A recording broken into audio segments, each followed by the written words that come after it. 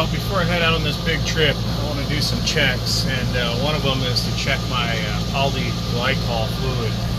And I want to show you guys where that's at, if you don't know, on a 2023 TAP 320S boondock. Your fluid fill reservoir is going to actually be behind the toilet. I'll show you how to take that off and take a peek in there. First, we have to start by removing these little caps on the screws here. I found this plastic pry tool works pretty good, so don't scratch things up. You got to reach in here. They're kind of a pain to get off. Once you pop the snap cover off, you have a screw, and you're most likely going to need a number 2 size square tipped bit to fit those. My tap came with one of these in the pouch they provided with the manuals and everything else. If you don't have one, you're going to have to get one. And you just unscrew your screws. Once you get your screws out, you got to gently lift up on this. And the sealant back here is going to cause this to stick. So you got to be really careful you don't scratch up your wall when you do this.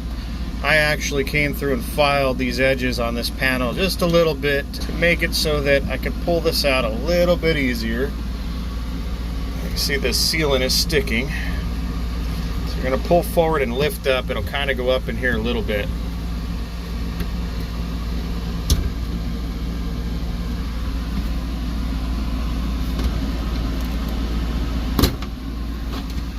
Okay.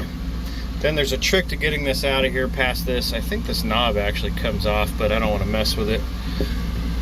And you can lean it forward, slide it up, turn it sideways, and get it out of the way. This is going to be kind of hard to see, and I don't know why they couldn't have put this in a slightly better location, like right here, or have a cutout so I could see my fluid level. But if you look down in there, you can see it. And I went ahead and marked my levels from the side, since I can't see the levels from the front of this tank. So I'm a little on the low side, so I'm going to add a little bit, and I already have a little hash mark where I want that. And you got to do this when it's cold, not when it's hot, because then it expands. And then if it expands and you have it at the full mark, it'll overflow out of this. So I went ahead online and I found the correct Alde fluid for my model. This is a blue-green type, and I'm just going to add a little bit to it. So where you want to be is in between the 2 lines. You don't want to be full, and you definitely don't want to be empty. Now, like I said, it would be nice if this was positioned in a way that we could actually see and read the marks on the tank. But while we're here, we might as well take a look around in here. Check our plumbing. Got some wiring probably for the trailer light on the outside. This line leads to the sink up front. Everything looks good. I already checked my fittings up here and checked that while I was at it. Then you put your cap back on, you're done. So I've been checking this about every 3 months, but it was a little low. I'm not sure where that went. I couldn't find any leaks anywhere on the system, anywhere in this trailer that I could see anyway.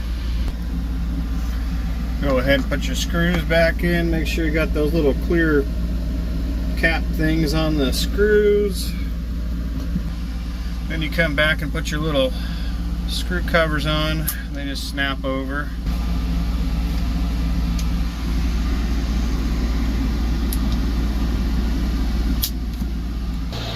It's kind of a pain to do. I think what I'm going to do eventually is what I seen somebody else do a while back on forums, and I'm going to save a whole bunch of time and grief on maintenance, is I think I'm going to cut a nice hole in here and use one of those outside port doors that seals. That way I can just open it up, top this thing off if it needs it, or check on it, as you should.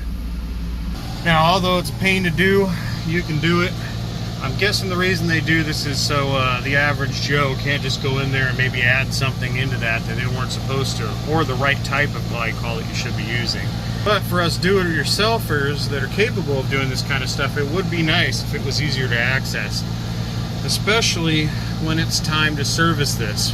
That has to be flushed, and I think that tank has to be unclipped from the hoses, and you need to be able to flush down one side with fluid and cleaning solution, and then re-put it back in while it's extracted out the other side to do it correctly. It's just like a car radiator. You don't want air in there. So yeah, I don't know. I might bite the bullet and spend the $600-700 to let the RV company do it, but we'll see. Well, I figured while I was at it, I might as well show how that's done. Maybe that'll help some people with this model year Tab 320 or the ones with the glycol tank up front. Just make sure you check exactly what type of fluid you have and try to find it out there online. I think I found this type on Amazon, but it is tough to find. Make absolutely sure you have the right color of glycol fluid in your trailer. All right, we'll see you later.